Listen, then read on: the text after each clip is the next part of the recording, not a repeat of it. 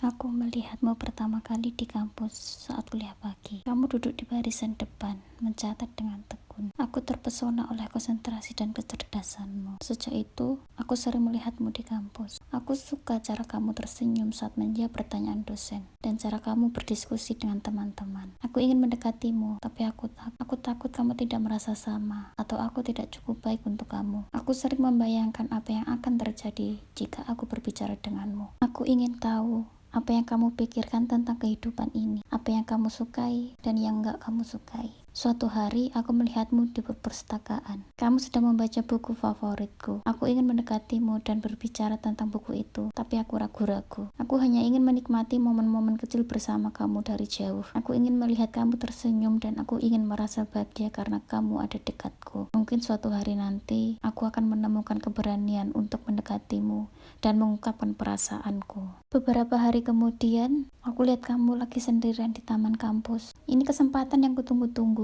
Jantungku berdebar kencang. Aku memberanikan diri mendekatimu. Aku membuat cangkir kopi hangat, kopi yang biasa kamu pesan di kantin. Hai, suaraku sedikit gemetar menyapamu. Kemudian kamu menoleh. Aku kasih kopi itu. Aku cuma mau kasih ini, semoga kamu suka ya. Kamu terima kopi itu sambil senyum ramah. Terima kasih ya, kamu baik sekali. Kita ngobrol sebentar tentang kuliah, tentang tugas, dan tentang hal-hal sepele. Aku merasa hangat yang tak pernah kurasakan sebelumnya. Aku sadar cinta dalam diamku gak selamanya harus dalam diam. Mungkin ini awal dari sesuatu yang baru. Mungkin perasaanku akan terungkap, gak lagi jadi rahasia yang tersimpan rapat-rapat. Mungkin ini awal dari kisah cinta yang sebenarnya aku rasakan kepadamu. Setelah beberapa minggu berlalu, aku masih sering melihat Rio dari kejauhan. Cintaku masih terpendam. Suatu sore, aku melihat Rio bertengkar hebat dengan seorang cewek di dekat lapangan basket. Cewek itu terlihat marah besar, sedangkan Rio terlihat frustasi. Aku penasaran, tapi tetap bersembunyi di balik pohon besar. Setelah cewek itu pergi, Rio duduk termenung di bangku. Aku memberanikan diri mendekat, membawa sebotol air mineral. Rio, panggilku dengan pelan. Dia terkejut, lalu menatapku dengan mata berkaca-kaca. Alia, kok kamu ada di sini? Kemudian aku ulurkan air mineral itu. Minum dulu nih. Dia menerimanya, lalu meneguknya dalam-dalam. Suasana hening sejenak, hanya suara jangkrik yang terdengar. Lalu dia mulai cerita tentang cewek itu, pacar yang ternyata selingkuh. Hatiku ikut sesak mendengarnya. Tanpa ku sadari, tanganku meraih tangannya. Maaf Rio, kataku lirih. Dia menatapku, tatapannya dalam dan penuh dan mengejutkanku. Dia membalas perasaanku. Sore itu cinta dalam diamku berakhir, diganti dengan sebuah awal yang penuh harapan, lebih seru dari yang kuharapkan. Waktu itu hujan deras mengguyur kota Yogyakarta. Rio menatap layar ponselnya, menunggu balasan pesan dari Alia. Sudah berjam-jam ia mengirim pesan, mengungkapkan perasaannya selama ini terpendam. Keheningan di seberang sana membuatnya cemas. Apakah Alia marah?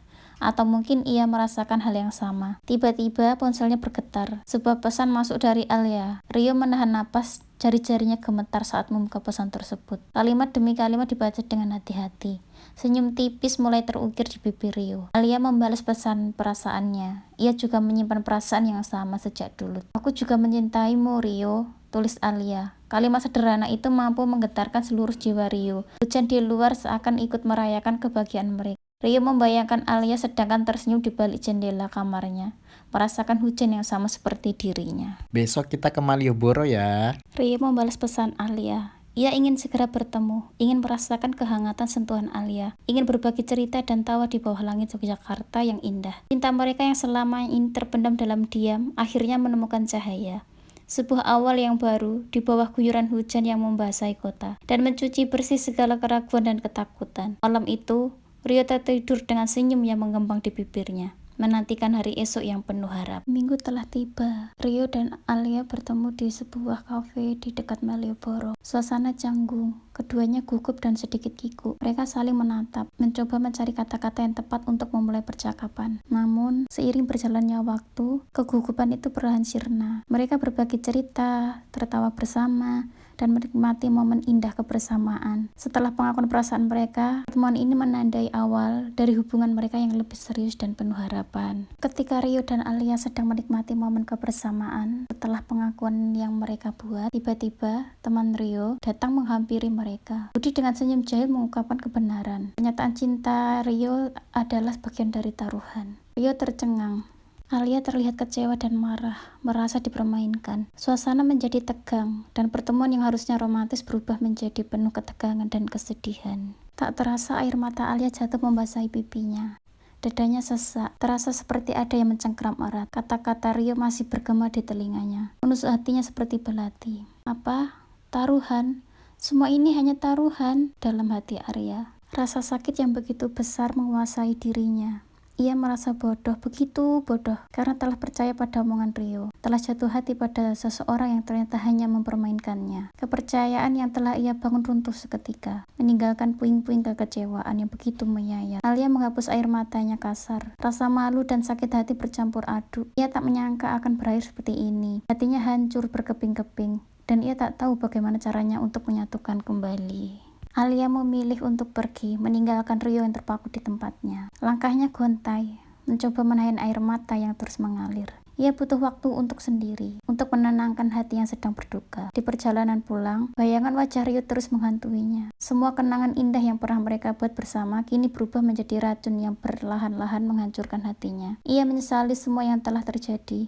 Menyesali karena telah terlalu mudah percaya pada seseorang yang ternyata tak pernah tulus. Namun, di tengah rasa sakit dan kekecewaan yang mendalam, sebuah tekad mulai tumbuh di dalam hatinya. Alia berjanji pada dirinya sendiri. Ia akan bangkit dari keterpurukan ini. Ia akan membuktikan pada Rio, bahkan pada dirinya sendiri, bahwa ia mampu melewati ini semua. Ia akan lebih kuat, lebih tegar, dan lebih bijak dalam memilih seseorang yang pantas untuk dicintai di masa depan. Luka ini akan menjadi pelajaran berharga, sebuah pengingat agar ia tak lagi terjebak dalam permainan yang menyakitkan. Beberapa minggu berlalu, Alia terlihat lebih ceria. Wajahnya tak lagi dipenuhi kesedihan. Luka di hatinya memang belum sepenuhnya sembuh, namun ia telah berhasil bangkit dari keterpurukan. Ia fokus pada kuliah, giat berorganisasi, dan menghabiskan waktu bersama teman-temannya. Ia belajar untuk mencintai dirinya sendiri, menghargai waktunya, dan tak lagi membiarkan orang lain mempermainkannya. Sesekali, bayangan Rio masih terlintas di pikirannya, namun rasa sakitnya telah memudar. Ia menyadari bahwa Rio bukanlah akhir dari segalanya. Hidup masih panjang,